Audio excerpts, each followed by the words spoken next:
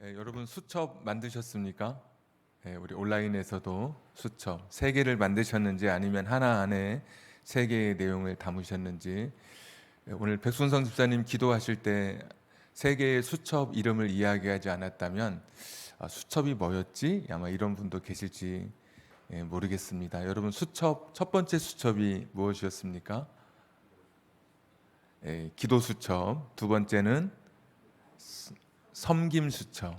그 세 번째가 말씀 수첩, 기도 수첩인데 누군가를 위해서 기도하는 중보 기도 수첩이 될 것이고 또 섬긴 수첩, 누군가에게 나누는, 그래서 뭐 섬김 나눈 수첩 이렇게도 될 수도 있고, 말씀 수첩인데 단순히 성경 일독을 기록하는 게 아니라 은혜 받은 말씀, 내가 꼭 기억해야 될 말씀들을 써서 기록해서 암송하는 말씀 암송 수첩, 이렇게 이야기할 수 있겠죠. 한번 화면에 한번 띄워봐 주십시오. 지난주에 암송하기로 했는데 첫 번째는 이제 어린아이들, 정말 어린아이들은 요한복음 3장 16절 말씀 암송했으면 좋겠다, 그렇게 말씀드렸고, 10대는 잠언서 16장 9절, 20에서 30대는 갈라디아서 2장 20절, 40대에서 50대는 이사야서 41장 10절, 60대 이상은 데살로니가전서 5장 23절. 여러분 무대 보고 계시면 일단 여러분 나이에 맞게 수첩에, 암송 수첩에 일단 적으시고, 1월 한 달 너무 길죠. 사실 제가 여러분을 좀 무시하는 것 같죠. 한 뭐 반나절이면 되는데, 그런데 하여튼 일주일 또 다시 한번 드릴 테니까 한번 암송해 보시고, 하나 외우는 게 충분하다 그러면 2개도 도전해 보시고, 또 3개도 도전해 보시고, 여기 있는 말씀, 내 나이를 넘어서서 다른 말씀을 또 더 암송하면 좋을 것 같습니다. 그래서 여러분의 수첩이 코로나 시대에 개인의 신앙의 영적인 그런 나의 신앙의 긴장감을 유지하고 성장하고 성숙할 수 있는 그런 도구로 아름답게 쓰임 받았으면 좋겠습니다. 새해 말씀에는 우리가 그렇게 인사했죠. 한번 인사 한번 하겠습니다. 새해에 축복의 절정을 누리십시오. 한번 가정에서도 축복의 절정을 누리십시오. 한번 여러분 인사해 보십시오. 가정에서도 옆에 분들, 가정에서 모여 있는 분들에게 새해 축복의 절정을 누리십시오. 이제 우리가 계속 출애굽기 공부했는데 지금 홍해 앞에까지 오고 1월 돼가지고 이제 1월에 우리 신앙의 기본기를 좀 다시 새롭게 하는 그런 시간으로, 신년 그리고 신앙의 기본기를 다지는 시간으로 1월은 좀 이렇게 지나가고 있습니다. 아직 홍해를 건너가지는 못했습니다. 출애굽기. 우리가 송구영신 예배 끝나고 인사할 때 신년, 이제 새해에는 축복의 절정을 누리십시오. 그런데 불현듯 이번 주간에 이제 갑자기 그런 마음이 들었습니다. 참 언제 어느 때 인사해도 정말 좋은 인사예요. 덕담이죠. 새해 축복의 절정을 누리십시오. 언제 어느 때 해도 정말 너무나 기분 좋은 그런 인사예요. 그런데 자칫하면 이 인사가 우리의 신앙생활에 약간의 오해를 불러일으킬 수도 있겠다. 잘못하면 이 축복의 절정이라고 하는 이 너무 좋은 인사가 자칫하면 우리의 신앙의 그 방향을 잘못 그렇게 인도해 갈 수도 있겠다라는 생각이 불현듯 들었습니다. 너무 좋은 인사인데 이 축복의 절정에는 자칫하면 우리가 오해할 수 있는 게 있어서, 이 속도보다 방향인데 신앙생활은 자칫하면 이 방향을 잘못 잡을 수도 있겠다라는 그런 생각이 너무너무 들어서 이 말씀을 좀, 그래서 뒷이야기입니다. 속이야기, 축복의 절정 뒷이야기인데 다시 한번 우리의 신앙의 기본기를 좀 다시 오해를 풀면서 점검해 봐야 할 1월이라고 생각이 되어서 이 말씀을 전하게 됩니다. 먼저 축복이라고 하는 단어부터 좀 정리를 해야 되겠죠. 제가 좀 이제 자주 또는 뭐 시간 날 때마다 말씀드리지만 축복과 복은 이제 구별해서 사용을 해야 되는 거예요. 복은 명사예요. 살면서 좋은 것, 살면서 누리는 좋은 것을 이제 복이라고 하는 명사. 근데 축복은 사실 동사예요. 그런 복을 살면서 누리는 좋은 것을 누릴 수 있도록 비는 것, 그것을 구하는 것, 이것이 축복이죠. 그래서 복은 명사라면 축복은 동사인데, 이 복은 누가 주시는 것이냐? 이제 하나님이 주시는 것이죠. 그래서 복이라고 하는 것은 하나님과 관련되어서 사용되는 것이고, 축복은 그 복이 임하도록 비는 것이니까 하나님은 복을 주시는 분이고, 근데 인간은 복을 주는 존재가 아니기 때문에 인간은 누군가를 축복하는 존재이죠. 저 사람에게 복이 임하기를 기원하는 그럴 때 우리가 축복한다 이런 말을 하죠. 누가 어떤 분이 만약에 나는 우리 오늘 목사님에게 복을 달라고 내가 갈 거야, 복 달라고 내가 기도받으러 갈 거야 라고 하면 틀린 것이죠. 복은 하나님이 주시는 거죠. 그래서 나는 오늘 목사님에게 축복 기도를 받으러 갈 거야, 이거는 맞아요. 왜? 목사가 축복하니까 하나님의 복이 우리 권사님, 장로님, 집사님에게 임하도록 기도하는 거니까 축복 기도가 맞아요. 그래서 목사님에게 복을 달라고 기도해야지 틀린 말이고, 또 반대로 생각해 보면 하나님 제게 복을 주십시오, 이건 맞아요. 하나님 복을 주시는 분이시니까. 그런데 만약에 하나님 제게 축복해 주세요 라고 하면 하나님은 복을 주시는 당사자인데, 아까 복의 근원 강림하사 할 때 그 복의 근원이 되시는 분인데 그분이 누구에게 복을 달라고 그렇게 할 그런 게 안 맞는 거죠. 그러니까 하나님은 우리에게 복을 주시는 분이에요. 하나님 나를 축복해 주세요 라기보다는 정확한 표현은 하나님 내게 복을 주세요. 근데 우리는 이제 복과 축복이 혼용되어 있고, 참 복 있으라 이거보다는 축복 있으라, 축복을 받아라 이러면 더 뭔가 오랜 관습이죠. 이게 언어가 우리에게. 그래서 복과 축복이 거의 같은 단어처럼 사용이 되는데 사실은 좀 달라요. 오늘 본문도 한번 보시면 23절 한번 보세요. 하나님께서 말씀하시는데 아론과 그의 아들들에게 말하여 이르기를 너희는 이스라엘 자손을 위하여 이렇게 뭐하죠? 축복하는 거예요. 사람은 사람에게 축복하는 거예요. 24절 하나님은 여호와는 내게 뭐래요? 복을 주셔요. 축복을 주시는 분이 아니고 복을 주시는 그런 분이에요. 또 27절 한번 보시면 그들은 이같이 내 이름으로 이스라엘 자손에게 뭐해요? 사람은 사람에게 축복하는 존재, 복을 빌어요. 또 27절 마지막에 내가 그들에게 복을 주리라. 그래서 하나님은 복을 주시는 존재. 그래서 우리가 사실은 축복의 절정할 때 정확하게 말하면 복의 절정이라는 말이 맞겠죠. 축복은 복을 비는 것이니까 당신이 올 한 해 복의 절정을 누리는 그런 삶을 사십시오. 이게 더 정확한 표현인데 우리는 혼용되어서 사용하지만 성경은 철저하게 복과 축복을 구분을 해요. 창세기 12장 2절 3절에도 하나님께서 아브라함에게 누가 너를 축복하면 내가 그 사람에게 복을 내리고 그래요. 누가 너를 저주하면 나도 그를 저주할 거다. 정확하게 구분하고 있어서 우리가 실수로는 이제 이미 너무 오랜 습관으로 복과 축복이 섞여 있다 할지라도 우리의 마음적으로는 우리가 알고 있는 이런 그런 구분은 하고 가는 게 좋겠다, 이런 말씀을 드리고, 또 하나 이제 축복의 절정할 때 오해가 이 절정이라고 하는 단어의 절정은 좋은 것이 영거푸 계속되는 상태죠. 영어로 말하면 굿 하면 좋은, 근데 그 비교급이 베러 하면 보다 좋은, 그리고 최상급이 베스트 하면 하여튼 최고예요, 최고. 그러니까 이 절정은 베스트의 상태를 이야기하는 거죠. 최상의 상태, 굿 이 정도로 안 되는 거예요. 가장 좋은 상태, 최고의 상태.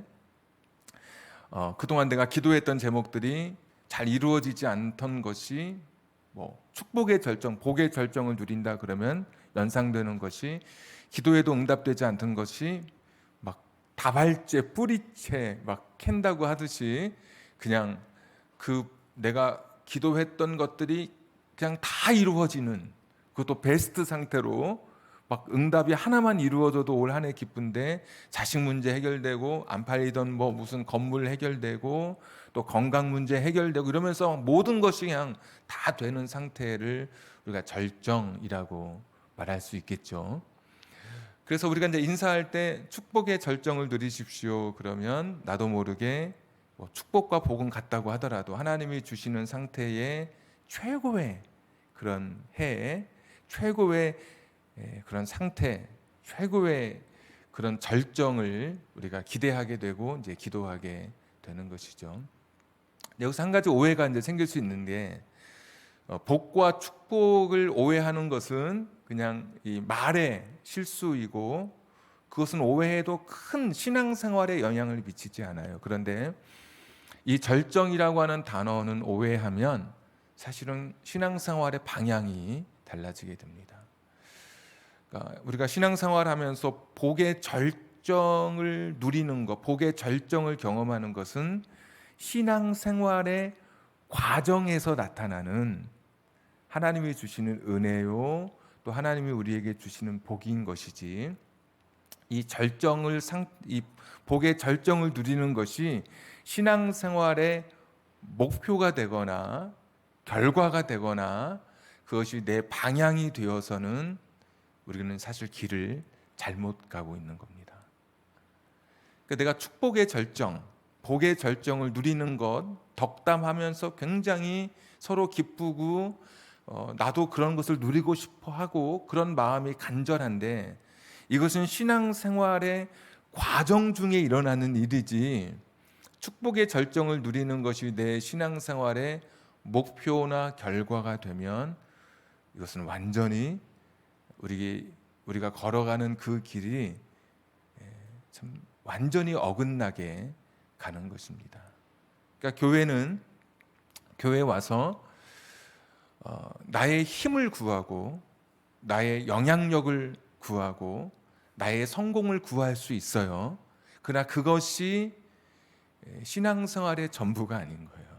신앙생활이라고 하는 것은 내가 하나님 앞에 나와서 전능하신 창조주 하나님 앞에서 나를 창조하신 하나님의 그 뜻과 섭리를 깨닫고 하나님의 창조 목적에 맞게 살아가도록 교회에 와서 배우고 훈련하고 그런 곳이 교회인 것이죠.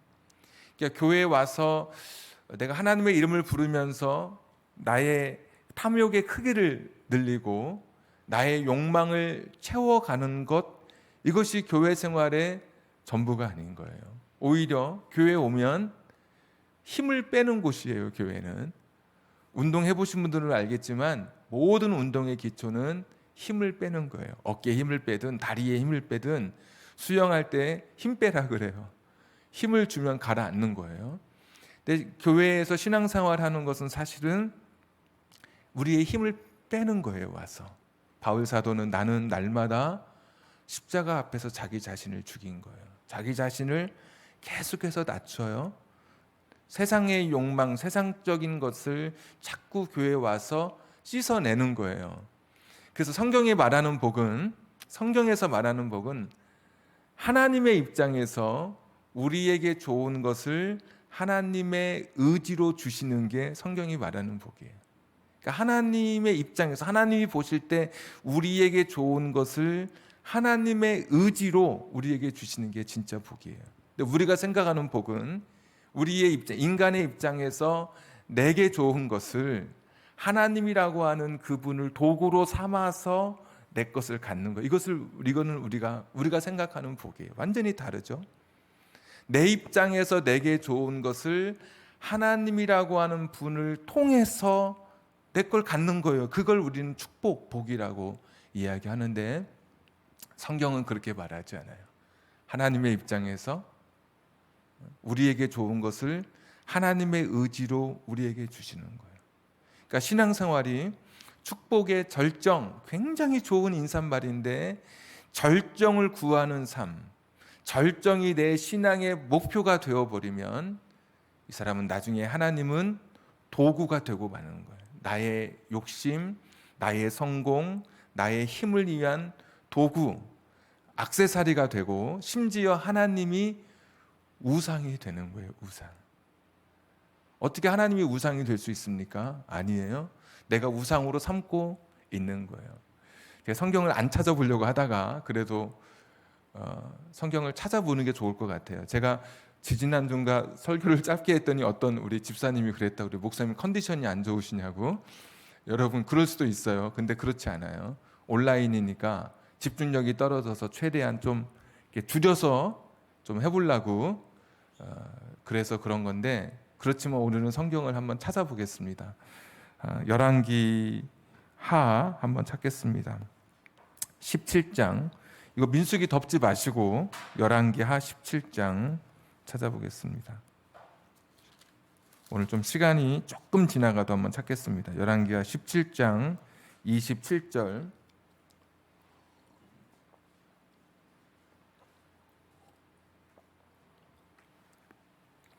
열왕기하 17장 27절. 저희가 화면에 띄울 수도 있지만 제가 가급적 화면에 안 띄우는 이유는 여러분 손으로 찾아보시는 게 좋아요. 집에서든. 어떤 분은 성경이 2권, 3권 한꺼번에 붙어서 지나가는 분도 있어요. 찾으셔야 돼요. 열왕기하 17장 592페이지 592페이지 열왕기하 17장 27절.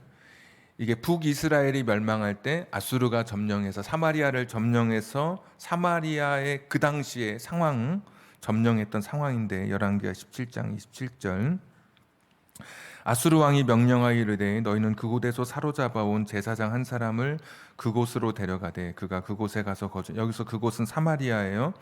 그 땅 신의 법을 무리에게 가르치게 하라 하니, 28절. 이에 사마리아에서 사로잡혀간 제사장 중 한 사람이 와서 베델에 살며 백성에게 어떻게 여호와 경외할지를 가르쳤더라. 참 좋죠? 하나님 어떻게 예배드려야 되는지 가르쳤죠.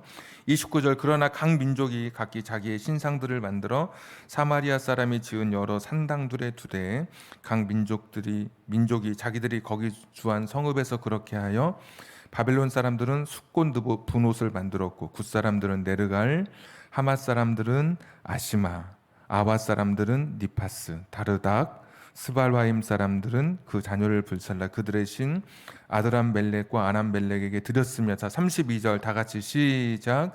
그들이 또 여호와를 경외하여 자기 중에서 사람을 산당의 제사장으로 택하여 그 산당들에서 자기를 위하여 제사를 드리게 하니라. 아멘. 32절 시작할 때 여호와를 경외하잖아요. 하나님을 섬겨요. 그런데 누구를 위해서? 결국은 산당에서 자기를 위해서. 이게 오늘 우리의 신앙일 수 있는 거예요. 예배를 드려요. 근데 누구를 위해서? 나를 위해서 그런 거예요. 33절까지 보세요.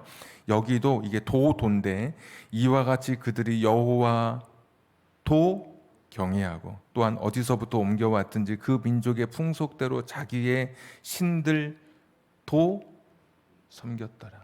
여러분, 이게 오늘 저와 여러분일 수도 있는 거예요. 축복의 절정을 구하는 삶, 참 인사하고 너무나 언제 때와 장소 불문하고 너무 좋은 인사이지만 이것이 내 신앙의 방향이 되고 목표가 되는 순간에 나는 나를 위한 신앙생활을 하는 거예요. 오늘 예배 드리고 헌금을 해도 나를 위하여 드려지는 예배가 되는 거예요.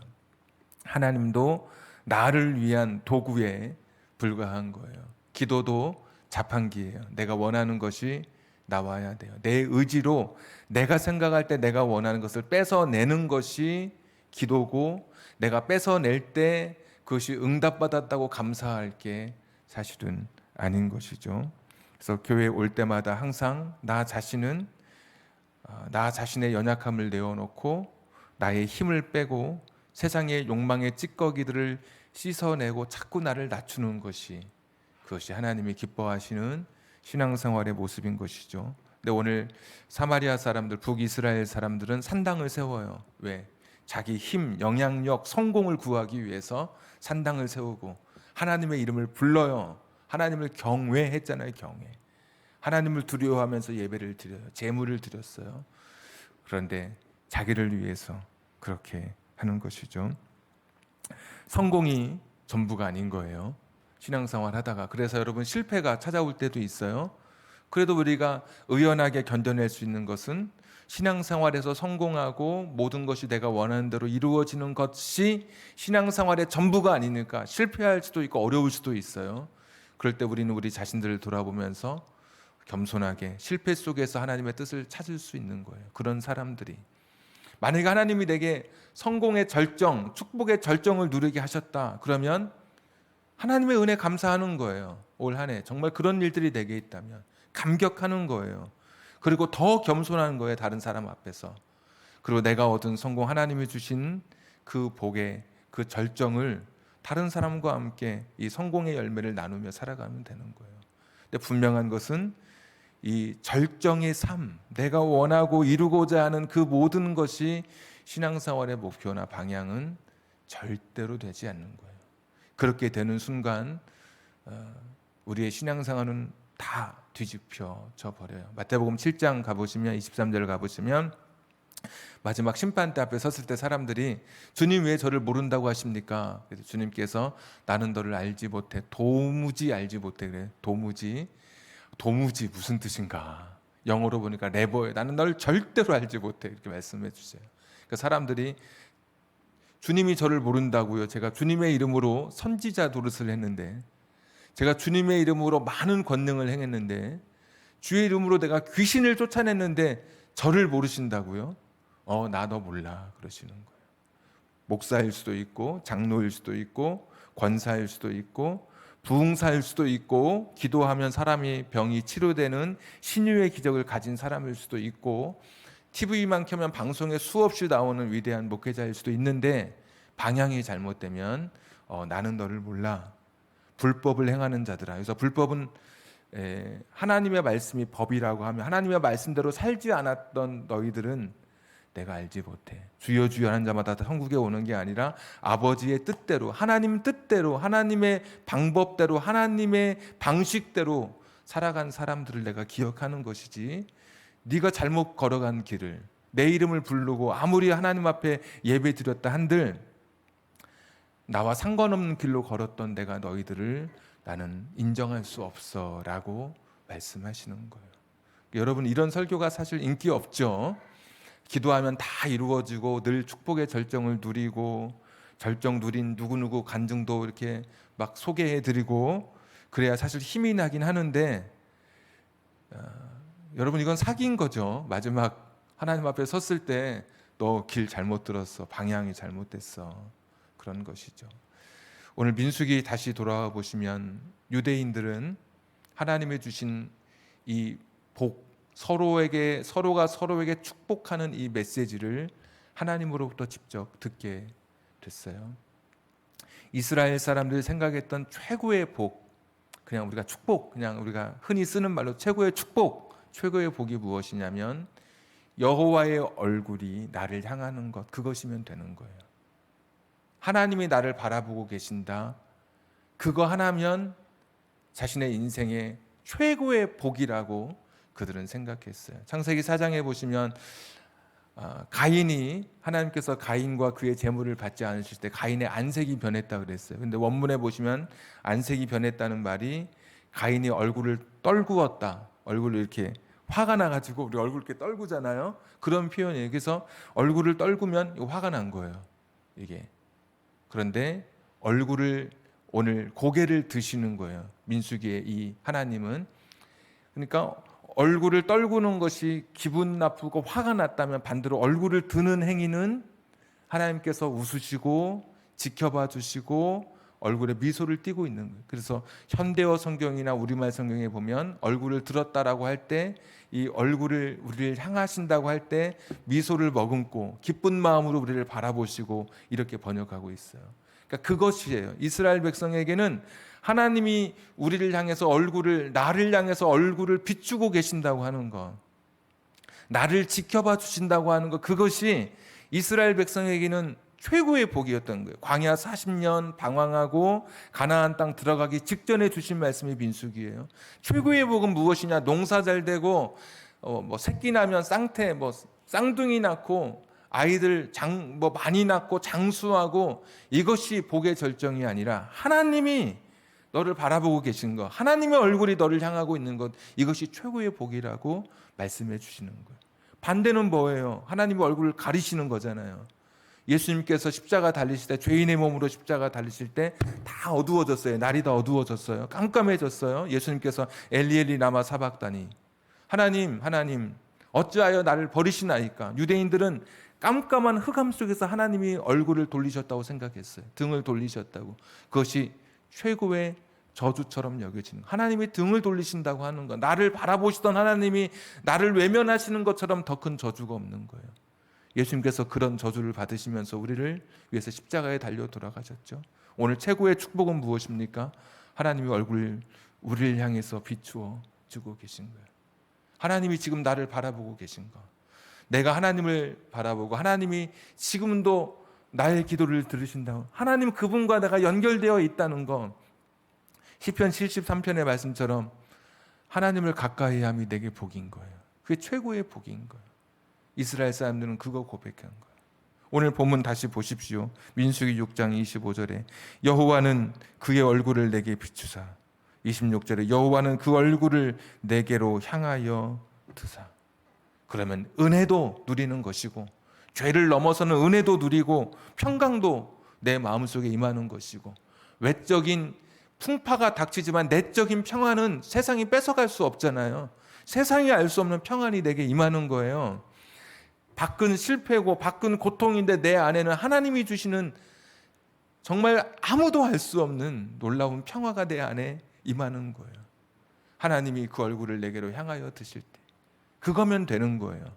그거면 눈에 보이는 현세적 가시적 물질적 축복이 아니어도 하나님이 나를 바라보시는 그것만으로 자신의 인생의 복의 절정을 누리고 있다고 생각하는 거예요. 오늘도 신앙생활 하시면서 우리가 축복의 절정을 누리십시오. 얼마든지 새해 덕담으로 인사하는 거예요. 저도 여러분이 그런 복의 절정을 누리는 여러분들 됐으면 좋겠어요. 다 여러분 자녀가 공무원 시험 준비하는 자녀들 다 잘 됐으면 좋겠고, 정말입니다, 여러분. 좋은 배필 만나서 결혼했으면 좋겠고, 이게 저도 몇 년 목회해 보니까 성도님들끼리는 약간 배 아플 수 있어요. 어떤 권사님이 뭐가 잘 되면 나는 좀 배 아파요. 이게 성도님들끼리. 근데 제가 보니까 저 포함해서 목사는 배 아픈 적이 없어요. 여러분 잘 되면 너무 좋은 거예요. 다 좋아요. 정말. 여러분 다 잘 됐으면 좋겠어요. 올 한 해. 기도한 거 다 이루어지고 다 됐으면 좋겠어요. 분명한 것은 이것이 신앙생활의 과정인 것이지 방향이나 목표는 아닌 거예요. 교회에 와서 날마다 하나님께서 나를 바라보시는 그 얼굴, 나를 지켜봐 주시는 것만으로 내가 내 인생의 그 복을 노래하는 게, 이게 신앙생활인 거예요. 그러다 과정 중에 하나님이 정말 절정을 누리게 하시면 거기에서 또 감사하고 겸손하고 성공의 열매를 나누며 살아가는 것이에요. 그래서 교회에 오면 힘을 빼고 나를 낮추고 십자가에 쳐서 복종시키면서 올 한 해 걸어가는 거예요. 진짜 이 세상에서 말하는 세상적인 축복의 절정, 외형적인 것이 아니라 내 내면에서 하늘로부터 부어지는, 내가 감당할 수 없는, 내 잔이 넘쳐 흐르는 그런 하늘의 복으로, 그런 하늘의 복의 절정이 여러분의 삶에 넘쳐나시는 올 한 해 되기를 정말 축복하겠습니다. 우리 찬송가 428장 우리 같이 부르시겠습니다.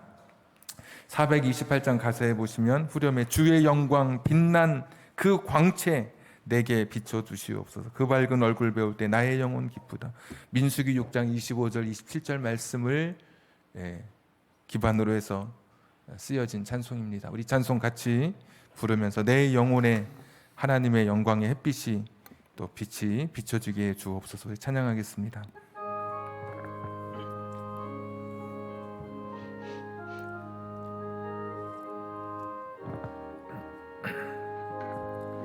내 영혼의 햇빛이 주 영광 찬란해.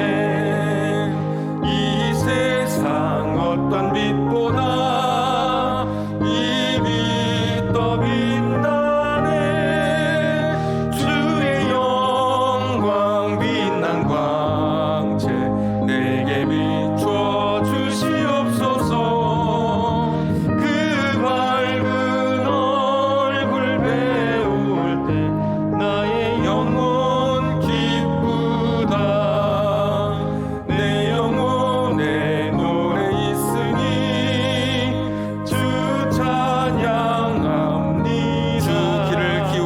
주시옵소서. 주 귀를 기울이시사 듣고 계시네. 주의 영광 빛난 광채 내게 비춰 주시옵소서. 그 밝은 얼굴 배울 때 나의 영혼 기쁘다. 내 영혼의 봄날 되어서 주 함께 하실 때 그 평화 내게 깃들고 주 은혜 굽히네. 주의 영광 빛난 광채 내게 비춰 주시옵소서. 그 밝은 얼굴 배울 때 나의 영혼 기쁘다. 내 영혼에 희락이 있고 큰 소망 넘치네. 주 예수 복을 주시고 또 내려주시네. 주의 영광 빛난 광채 내게 비춰 주시옵소서. 그 밝은 얼굴 배울 때 나의 영혼 기쁘다. 주의 영광 주의 영광 빛난 광채 내게 비춰 주시옵소서. 그 밝은 얼굴 배울 때 나의 영혼 기쁘다. 우리 같이 한번 이 시간에 기도하겠습니다. 여러분, 삶이 우울하십니까? 요즘에 기쁜 일이 하나도 없으십니까? 너무나 고단하고 고달프고 힘드십니까? 그러나 오늘 주께서 나를 바라보고 계시는 것만으로, 하나님이 나를 바라봐 주신다면, 하나님이 지금 나를 지켜봐 주신다면 그 밝은 얼굴만으로도 우리의 영혼에 기쁨이 넘쳤으면 좋겠습니다. 세상이 알 수 없는 평안을 주시고 세상이 알 수 없는 은혜로 채워주시는 오늘 이 시간이 되었으면 좋겠습니다. 하나님이 나를 받아주시는 것, 그것만으로 힘과 용기를 얻는 이 시간이 되었으면 좋겠습니다. 하나님이 나를 지켜봐 주시는 것만으로 다시 툴툴 털고 일어나 힘들었던 시간들을 뒤로하고 힘있게 걸어갔으면 좋겠습니다.